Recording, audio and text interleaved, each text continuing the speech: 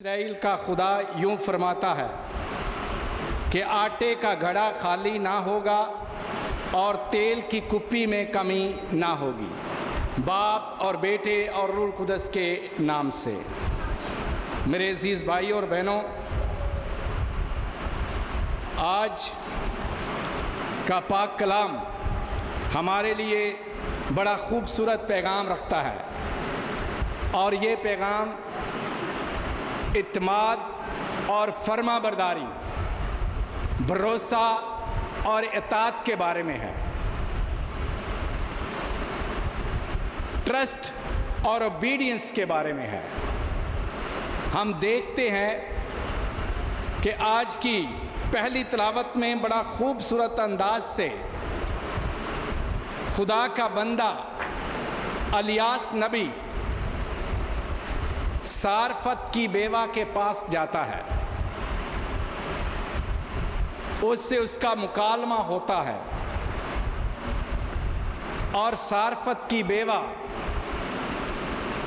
किस तरह अच्छे अंदाज में, सुलझे अंदाज में वो उसके हुक्म की ताबियादारी करती है, उसका हुक्म मानती है और खुदा के कहने के मुताबिक उस पर भरोसा रखती है। जब खुदा का बंदा खुदा का पैगाम उसके पास ले जाता है, ऐ बीबी मेरी बात सुन, खुदा फरमा रहा है कि आटे का घड़ा खाली ना होगा और तेल की कुप्पी में कमी ना होगी। मेरे अजीज भाइयों और बहनों, ये दो चीज़ें बड़ी अहम हैं ज़िंदगी में अपने ईमान को मजबूत करने के लिए। पहली बात कि हम भरोसा रखें,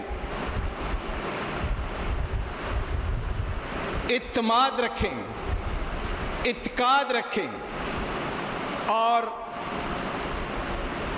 उसके बाद जो खुदा कहता है उसकी फर्माबरदारी करें, उसकी ताबियादारी करें, उसके हुक्म को मानें। लेकिन हम थोड़ी देर के लिए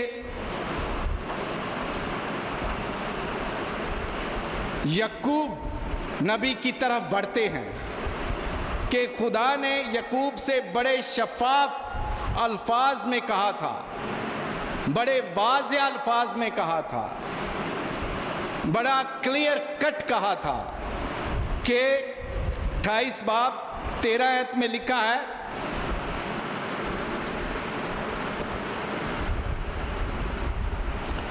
और देखो खुदावंद सीढ़ी के ऊपर खड़ा है और उसने कहा कि मैं खुदावंद तेरे बाप इब्राहिम का खुदा और इसहाक का खुदा हूँ। ये ज़मीन जिस पर तू सोता है मैं तुझे और तेरी नस्ल को दूंगा। तेरी नस्ल ज़मीन की गर्द की तरह होगी और तू मगरब और मशरक, शमाल और जनूब तक फैलेगा और जहान की तमाम अक़वाम तेरे और तेरी नस्ल के वसीले से बरकत पाएंगी। और देखो मैं तेरे साथ हूँ और जहाँ कहीं तू जाए तेरी निगाहबानी करूँगा।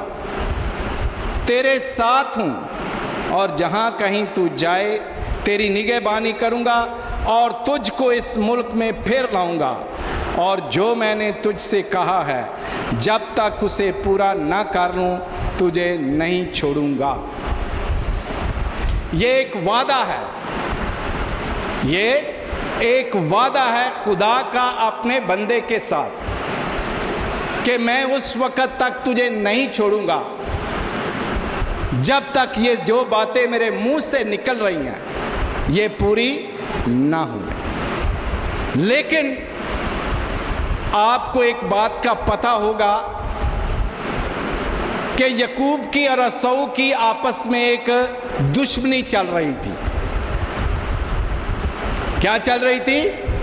दुश्मनी चल रही थी और याकूब डरता था कि कहीं एसौ मेरा भाई जो है मुझे कत्ल ना कर डाले। वो इस खौफ में था और इस खौफ की वजह से आज खुदा उससे मुखातिब है कि जहां कहीं तू जाएगा मैं तेरी निगहबानी करूंगा, तेरे बाल को भी कोई बिगाड़ नहीं सकता, तुझे कोई ठेस नहीं पहुंचा सकता। जब तक मैं तेरे साथ हूं तुझे किसी चीज की परेशानी लेने की जरूरत नहीं है। लेकिन खुदा उसे यकीन दिला रहा है। खुदा क्या कर रहा है? खुदा उसे यकीन दिला रहा है कि मैं तेरे साथ हूं। लेकिन याकूब क्या कर रहा है? याकूब अभी भी डामाडोल है कि शायद खुदा मेरे साथ रहे या ना रहे। अगर थोड़ी देर के लिए आप उसकी बात सुने 28 बाब और 18 आयत में, तो ज़रा याकूब की बात सुने। और याकूब ने मन्नत मानी और कहा, अगर खुदावंद मेरे साथ रहे।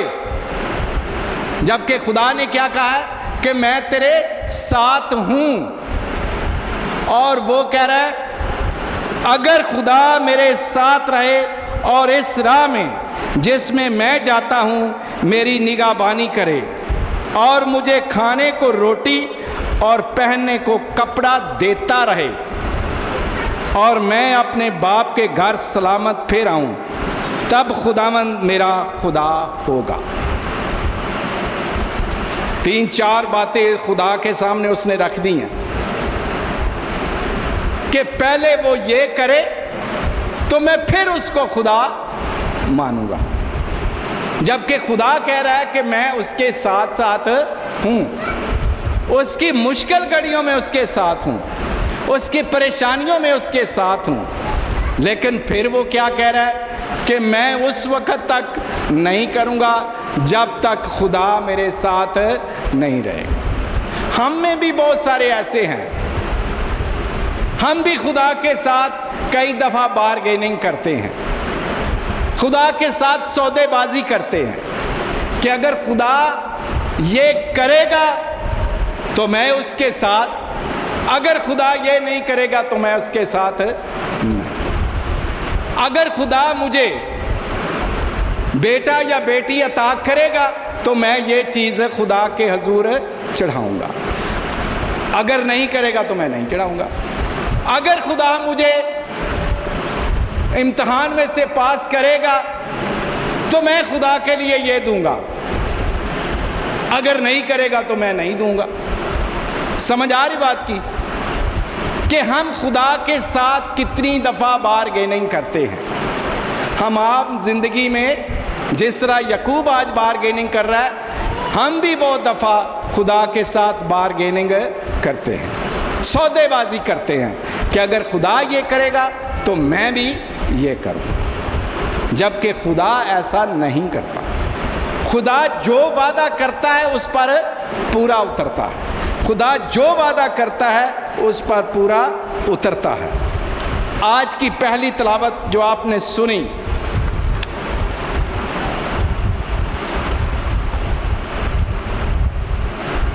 पहला मालूक उसका 17 बाब में, यहां पर हम इलियास नबी का जिक्र सुनते हैं। इलियास नबी एक निडर, बेबाक, बहादुर, दलेर और जुर्रतमंद नबी गुजरा है।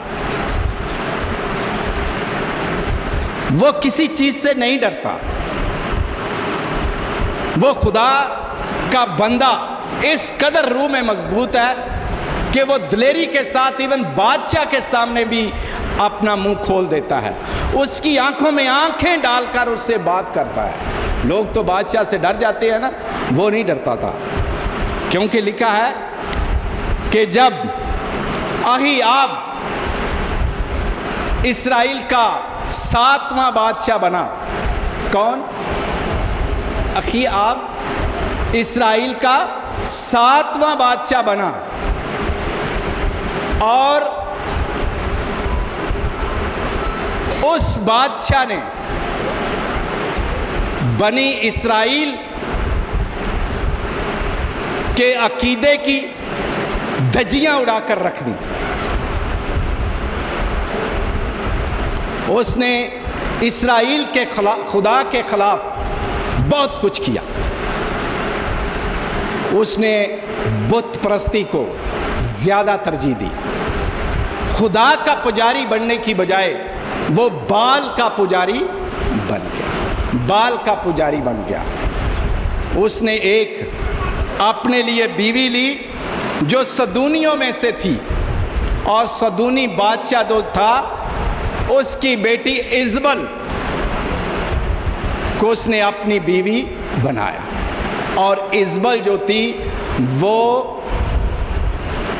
बाल की पुजारन थी, वो बुत परस्ती को ज़्यादा मानती थी। उसने जगह जगह पर मंदिर अपने खामद को कहकर बनवाए। उसने इस्राइल के खुदा की बजाय बाल के मंदिरों को ज़्यादा तरजीह दी, और इस बात का खुदा को बहुत गुस्सा आया। खुदा को बहुत गुस्सा आया कि उस बादशाह ने क्या किया, और उसके गुस्से का रिज़ल्ट जो है वो हम देखते हैं कि इलियास नबी की ज़बान से निकलता है। और इलियास नबी बड़े गुस्से में बादशाह से मुखातब होकर कहता है, जिंदा खुदावंद इस्राइल के खुदा की कसम जिसके सामने मैं खड़ा हूं, इन 3 बरसों में ना ओस पड़ेगी और ना मी बरसेगा। उसने कहा, तूने अपनी बादशाही का चर्चा तो कर लिया, लेकिन मैं आज तुझे ये एक वार्निंग देकर जा रहा हूं कि तेरी रियासत में, तेरे मुल्क में ना 3 बरस ओस पड़ेगी और ना 3 बरस बारिश होगी। और इस बारिश का और ओस का नुकसान क्या हो रहा है कि फल नहीं देगी, काट आ जाएगा। लेकिन लोगों के लिए ये सब कुछ था, लेकिन खुदा अपने नबी को अपनी परवरदिगारी के साथ संभालता है। खुदा के, ज़रा गौर से सुने, खुदा के तरीक़े कार, खुदा के असलूब बड़े मुख्तलिफ हैं अपने लोगों को पालने के लिए। उसका अंदाज ही फ़र्क है। जब खुदा ने इलियास नबी से कहा, इलियास तू यहां से उठ और चला जा, मैंने कौवों को हुक्म दिया है कि तुझे रिज़्क दे। किनको दिया है? कौवों को। वो तुझे रोटी देंगे, वो तुझे गोश्त देंगे, वो तेरी खुराक की कमी को पूरा करेंगे। ज़रा सुने लिखा क्या है। लिखा है, और क्रेत के नाले के पार जो उर्दन के सामने है जा छुप, और तू नाले से पानी पिएगा, और मैंने कौवों को हुक्म दिया है कि तुझे वहां खुराक दें। खुदा के अंदाज देखो, छुपा रह, इससे बच, क्योंकि ये जालिम बादशाह है। जिस तरह दूसरे नबियों को, इस्राइल के नबियों को इसने कत्ल करवाया, तुझे भी कत्ल ना करवा दे, लिहाजा तू छुप जा। और वो डर के मारे कह रहा है कि इधर कात शुरू हो जाएगा, बारिश हो नहीं रही, खाने के लिए कुछ होगा नहीं, तो जिंदा कैसे रहूँगा। तो खुदा कहता, कैसी सोच तू इंसान की सोच रहा है। मैं तेरा खुदा हूँ, मैं तेरा खुदा हूँ, तू जा और मैंने कौवों को हुक्म दिया है, इंसानों को भी नहीं, परिंदों को हुक्म दिया है कि तुझे खुराक दें। आगे लिखा, बड़ा खूबसूरत लिखा है, और सुबह के वक्त कौवे उसके लिए रोटी और गोश्त, और शाम को भी उसके लिए रोटी और गोश्त लाते थे, और वो नाले का पानी पीता। तीन ही चीज़ें होती हैं ना, खाना और पीना, यही ज़िंदगी पर मुनहसर है। हम कितना काम करते हैं, कितना कुछ करते हैं, तो फिर जाकर ये दो चीज़ें मिलती हैं, खाना पीना, पसीने के साथ। और खुदा कह रहा है अपने बंदे को, तू छोड़, ये उनकी अब दौड़ है, किधर दौड़ते हैं, क्या देखते हैं, क्या करेंगे। बादशाह के चेहरे को देखो, वो ढूंढ रहा होता है कि कहीं से घास मिल जाए, मैं अपने जानवरों को दे सकूं, क्योंकि ना तो पानी बारिश हो रही है, ना ओस बढ़ रही है, तो घास कहाँ से होगी। हम अपने जानवरों को कैसे पालेंगे? वो भी मर रहे हैं, जानवर भी मर रहे हैं, जानवर भी मर रहे हैं, और हम भी भूखों से मरेंगे चंद दिनों के बाद। लेकिन खुदा का नबी पल रहा है खुदा के कहने पर, परिंदे उसे खाना दे रहे हैं। और एक और बड़ी खूबसूरत बात आज हम देखेंगे, जब पानी नाले का सूख जाता है, पानी सूख जाता है, क्यों सूख गया पानी? क्योंकि बारिश नहीं हो रही। अगर बारिश होती रहे तो नालों में पानी आता रहता है, जब बारिश ही नहीं हुई तो नाला भी सूख गया। अब एक और परेशानी आ गई कि रोटी तो ये दे रहे हैं, गोश्त भी ये दे रहे हैं, अब मैं पानी कहाँ से पीऊँगा, अब मैं पानी कहाँ से पीऊँगा। एक ही नई परेशानी उसके लिए आ गई। लेकिन खुदा ने फिर उसको कहा, मेरी बात सुन, तू सारफत में जा, तू सारफत में जा, मैंने वहाँ एक बेवा को तेरे लिए तैयार किया है कि वो तेरे लिए रोटी पकाए, तेरे लिए रोटी पकाए। अब एक और मज़े की बात आ गई, वो जब सारफत में जाता है तो वहाँ पर वो बेवा जिसका जिक्र खुदा उससे कर रहा है, तो वो मैदान में कहीं लकड़ियाँ चुन रही है, लकड़ियाँ चुन रही है। लकड़ियाँ जब चुन रही है ना, तो इन दोनों का आपस में टाकरा होता है और मुकालमा होता है, और पूछता है कि मुझे पानी पिलाओ, क्योंकि उधर पानी नहीं मिला था ना नाले का। रोटी तो उसको मिल गई थी, ये लेकिन यहाँ आते आते उसे प्यास बहुत लगी थी। सबसे पहले उसने कहा, बीबी मुझे पानी पिला, और उसने उसे पानी पिलाया। और उसके बाद पानी पिलाने के बाद एक सफ़र था, अरसा गुजरा, उसको कई दिन लगे होंगे उस जगह पहुंचते, पैदल जाना था, छुपते छिपाते जाना था, डरते डराते जाना था, और खौफ में जाना था। और जब वहाँ पहुँचता है, पानी मांगा, उसने पानी दिया, और उसके बाद एक और अजीब सी बात उसने कही, मुझे खाने को दे, मुझे खाने को दे। नबी के ज़हन में है, ज़रा गौर सुनना, नबी के ज़हन में है कि खुदा ने मुझे भेजा है इसके पास, और इसके पास आटा और सब कुछ जो खाने के लिए है, सब्ज़ी वगैरह मुझे मिलेगी, मुझे खाना मिलेगा। लेकिन उसके पास नहीं है, उस औरत के पास नहीं है। उस औरत ने क्या कहा, ऐ खुदा के बंदे,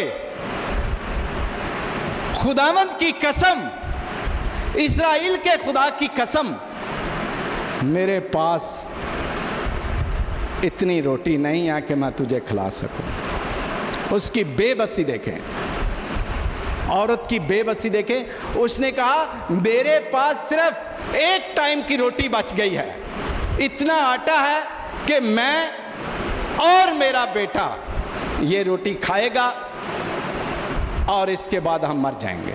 इतनी बेबसी, इतनी बेबसी कि घर के अंदर कुछ नहीं है, घर के अंदर कुछ नहीं है। आपके सामने ऐसी कभी सूरत हाल नहीं हुई होगी, ऐसा कभी तजर्बा हमने नहीं किया कि सामने एक टाइम की रोटी हो और उसके बाद मौत नज़र आती हो कि इसके बाद हमने मर जाना है। कभी देखा ऐसा समा? कभी ऐसा समा हमारी ज़िंदगी में नहीं आया, लेकिन इस सारफत की बेवा की ज़िंदगी में ये समा आया है, ये लम्हा आया है, और उसने मौत को बड़े करीब से देखा है, बड़े करीब से देखा है। उसने कहा कल हम मर जाएंगे, कल हम मर जाएंगे। हमारा रिज़्क ज़मीन से उठा लिया गया, हमारा रिज़्क ज़मीन से उठा लिया गया। लेकिन खुदा का बंदा क्या कह रहा है, नबी क्या कह रहा है? नबी ने कहा जो तेरे पास आटा है, तू कह रही आटा है, तू कह रही है तेल है, तो पहले मेरे लिए बना, बाद में अपने लिए और अपने बेटे के लिए। जब वो बेचारी क्या कह रही है, सिर्फ 2 पेड़े हैं, सिर्फ 2 पेड़े हैं, एक पेड़ा मेरे लिए और एक पेड़ा मेरे बेटे के लिए। इसके बाद कुछ नहीं, मैं तुझे क्या दूं? लेकिन उसकी वफादारी सुनो, उसकी ताबियादारी सुनो, उसका भरोसा सुनो, उसका ट्रस्ट देखो। उसने कोई सवाल नहीं किया, उसके बाद उसने कोई सवाल नहीं किया। वो गई, आटा गूंदा, गई आटा गूंदा, रोटी पकाई और लेकर नबी के लिए आ गई, नबी के लिए आ गई। और जब नबी को दिया, रोटी खाई, देखा, उसने कहा जाकर अपने लिए और अपने बेटे के लिए बना, जाकर अपने लिए और अपने बेटे के लिए बना। 1 सेकंड के लिए उसने सोचा आटा कितना होगा मेरे लिए और मेरे बेटे के लिए? 2 तो नहीं होंगे, 1 रोटी का रह गया होगा। टिक्की तूने मंगा ली, बाकी आधा 1 टिक्की का आटा मैं छोड़ के हूँ, आधा उसका होगा, आधा मेरा होगा, और मर जाएंगे। अब तू भी मर जाएगा, हम तीनों मर जाएंगे, क्योंकि आटा नहीं है। लेकिन उसने एक बात कही कि रब ने ये कहा है, खुदा ने ये कहा है कि ना आटे का घड़ा खाली ना होगा और तेल की कुप्पी में कमी ना होगी। कब तक? जिस रोज तक खुदावंद रूहे जमीन पर मी ना बरसा। छोटा नहीं है, बहुत बड़ा रिज़्क। छोटे रिज़्क की खुदा बात नहीं करता, लंबे रिज़्क की बात कर रहा है। कितना लिखा है? कितने बरस? 3 बरस पानी, आसमान से पानी नहीं बरसेगा, मींह नहीं बरसेगा। और 3 साल के लिए रोटी खुदा दे रहा है। और कैसे दे रहा है? जब कुछ नहीं उसमें से दे रहा है, उसमें से दे रहा है। और उनके पास क्या? और उसने कहा जा जाके देख। और जब भी वो पकाती, आटा भी होता, तेल भी होता, आटा भी होता। पहले वो 1 टाइम की सोच में थी, अब वो 3 टाइम भी खाए, 4 टाइम भी खाए, 5 टाइम भी खाए, उसके मटके से आटा ख़त्म नहीं हो। ये है उस खुदा की मेहरबानी। जब खुदा देता है तो वो बहुतात से देता है।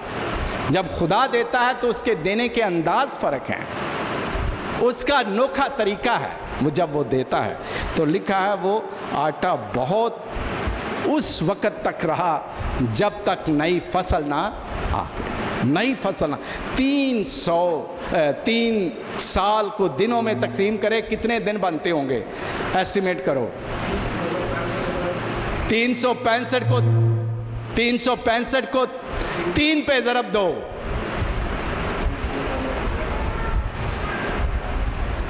365 को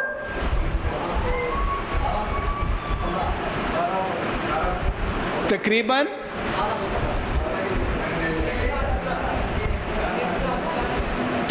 1000 दिन तक एक टाइम का आटा खुदा ने बढ़ा दिया 1000 की तादाद में, 1000 की तादाद में, कि तुम्हारा आटा ख़त्म नहीं होगा, तुम्हारा आटा ख़त्म नहीं होगा। ये है खुदा के तरीके देने के।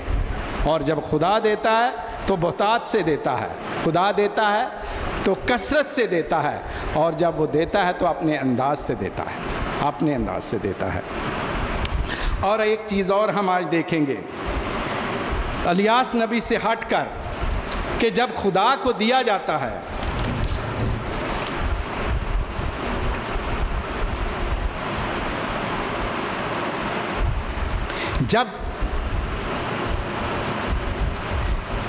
जब कोई इत्मीनान के साथ, इत्काद के साथ और भरोसे के साथ और फर्माबरदारी के साथ देता है तो खुदा उसे बहुत कुछ और बरकतें भी देता है, बहुत बरकतें देता है। ये आप आजमा कर देखें। हम बाप इब्राहिम की तरफ चलते हैं। बाप इब्राहिम को खुदा ने क्या कहा जब उसने खुदा के नाम पर अपने बेटे को कुर्बान करने का चाहा? जो खुदा ने मांगा और उसने द्रेग नहीं किया, खुदा पर ट्रस्ट किया, खुदा पर भरोसा रखा और उस भरोसे को फर्माबरदारी के साथ पूरा किया, फर्माबरदारी के साथ पूरा किया। जब खुदा ने फर्माबरदारी उसकी देखी तो हम पढ़ते हैं तकवीन 22 बाब और 15 आयत में, ज़रा गौर से सुनना। और खुदावंद के फरिश्ते ने दूसरी दफ़ा आसमान पर से इब्राहिम को पुकारा और कहा, खुदावंद यूँ फरमाता है, इसलिए तूने ये अमर किया और अपने इकलौते बेटे को दरेग ना किया रखा। मैं अपनी ज़ात की कसम खाता हूँ कि मैं तुझे बरकत दूंगा और तेरी नस्ल बढ़ाते बढ़ाते आसमान के सितारों और समुंदर के सहल की रेत की मानद बनाऊंगा। तेरी नस्ल अपने दुश्मनों के दरवाज़ों पर काबज़ होगी। रूहे ज़मीन की कुल अक़वाम तेरी नस्ल में बरकत पाएंगी, क्योंकि तूने मेरा कहा माना। पहले तूने ट्रस्ट किया कि जो मैं कह रहा हूँ, और उसके बाद मेरी बात को माना, और इसका रिवार्ड तुझे मैं ये दूंगा कि सारी दुनिया में जितनी भी अक़वामें हैं तेरे सबब से बरकत पाएंगी, तेरे सबब से बरकत पाएंगी। और हम देख रहे हैं आज उसकी नस्ल के बारे में सुन रहे हैं कि मैं सितारों की मानंद और सहल समुंदर के रेत की मानंद बनाऊंगा। तो हम देखें कितनी सारी उसकी कायनात में उसके चाहने वाले और उसके मानने वाले हैं। 3 बड़ी अक़वाम ऐसी हैं जो बाप इब्राहिम को खुले दिल से मानती, उसको अपना अबजद मानती हैं, अपना नबी मानती हैं। यहूदी नस्ल, यहूदी कौम मानती है, मसीही कौम मानती है और मुसलमान कौम मानती है। ये तीनों बाप इब्राहिम को मानते और उसका रिगार्ड करते हैं और उसको कौमों का बाप कहते हैं, बाप कहते हैं। और ये सिर्फ इसलिए हुआ क्योंकि जो खुदा ने उससे कहा उसने उस पर भरोसा किया और उसके बाद उसने जो खुदा ने कहा उसकी फरमाबरदारी की, उसकी फरमाबरदारी की। और इसके बारे में आज हम थोड़ा सा और देखते हैं कि यीशु मसीह ने हमें क्या कहा। यीशु मसीह ने इत्मीनान के बारे में कहा, क्या कहा, भरोसे के बारे में क्या कहा। मत्ती 6 बाब, अगर हम मुकद्दस मत्ती की अंजील उसके 6 बाब में देखें तो लिखा है, ज़रा गौर से सुनना।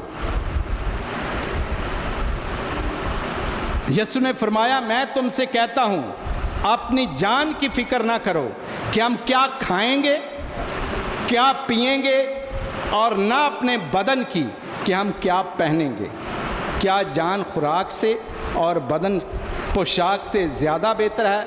आसमान के परिंदों को देखो कि वो ना बोते, ना काटते, ना खत्तों में जमा करते हैं, तो भी तुम्हारा आसमानी बाप उनकी परवरिश करता है। क्या तुम इनमें से ज़्यादा कदर नहीं रखते? तुम में कौन है जो फिक्र करके अपने कद को एक हाथ बढ़ा सके।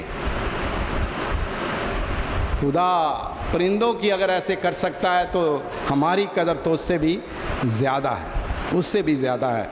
और एक बात और हमें आज समझनी है कुर्बानियों से ज़्यादा, रियाजतों से ज़्यादा, नजरानों से ज़्यादा, अबादतों से ज़्यादा खुदा एक चीज़ को पसंद करता है, वो है अतात और एतमाद। अगर आप ट्रस्ट करते हैं खुदा पर और उसके वफादार रहते हैं, ओबीडियंस टू गॉड रहते हैं, तो ये खुदा को पसंद है। ये सारी कुर्बानियों से आगे। इसका जिक्र हम सुनते हैं पहला शमूएल उसके 15 बाब में। ज़रा देखें, शमूएल 15 बाब उसकी 22 आयत में लिखा है, तो शमूएल ने कहा, क्या खुदावंद को कुर्बानियाँ और ज़बिये इतने पसंद है जितनी खुदावंद के कलाम की शनवाई? देख, इताअत कुर्बानी से बेहतर है, शनवाई मेंढों की चर्बी से अफजल है। खुदा को ये पसंद है कि उसकी अताअत करें, फर्मा बरदारी करें, जो वो कहता है उस पर अमल करें, उसके हुक्मों के मुताबिक चलें। आज हम देखें कि हम खुदा के कहने के हुक्मों पर कितना चलते हैं। जो खुदा हमें कहता है, क्या हम पहले नंबर पर ट्रस्ट भी खुदा पर करते हैं या नहीं करते? सबसे पहले ये चीज़ आप अपनी ज़िंदगी में बनाएं कि हम खुदा पर भरोसा कितना रखते हैं, कितना भरोसा रखते हैं। अगर आप भरोसा रखते हैं तो भरोसे के बाद एक और शर्त है खुदा की कि भरोसे के बाद तुम फर्मा बरदारी करो। अगर तुम फर्मा बरदारी उसके हुक्म की नहीं करते, उसके कहने पर नहीं चलते, तो फिर आपकी ज़िंदगी में कुछ नहीं हो सकता। चाहे आप कुर्बानियाँ दें, चाहे आप रियासतें करें, चाहे आप नजराने दें, चाहे जितना मर्ज़ी गिरजाघरों में या मस्जिदों में, मंदिरों में, कहीं भी चले जाएं, अगर आप खुदा की ताबेदारी नहीं कर सकते, खुदा के हुक्म को नहीं मान सकते, तो क्या फ़ायदा आप सबको ये चीज़ें करने का? खुदा पर भरोसा रखना पहले और उसके बाद उसकी फरमाबरदारी करना। अगर हम एक सच्चे मसीही रहना चाहते हैं, बनना चाहते हैं, तो अपनी ज़िंदगी में इस चीज़ को अपनाएं कि हम सीखें और अपनी औलाद को सिखाएं और अपनी कौम को सिखाएं कि खुदा पर भरोसा रखें। खुदा बहुत कुछ करने वाला है। जो खुदा अलियास को बियाबान में चीज़ें मुहैया कर सकता है, कमों के साथ उसे रिझा सकता है, उसे रोटी और गोश्त दे सकता है। बेवा जिसके पास कुछ नहीं है, एक टाइम की रोटी है, अगर उसके वसीले से उनको भी और नबी को भी 1000 से ऊपर दिनों तक खाना मिल सकता है, तो हमें क्यों नहीं मिल सकता? हम क्यों मायूस रहते हैं? हमें मायूसी नहीं इख्तियार करनी चाहिए, बल्कि खुदा पर भरोसा रखना और दुआ करनी चाहिए, क्योंकि खुदा के दरवाज़े खुले, खुदा का देने का हाथ खुला और खुदा के तरीके खुले हैं। और कई दफ़ा हम उनको समझते ही नहीं कि खुदा के देने के तरीके क्या हैं। खुदा मुझे और आप सबको बरकत दे कि हम खुदा के इन वादों पर, इन बातों पर कायम दायम रह सकें, बाप और बेटे और रूह कुदस के नाम से।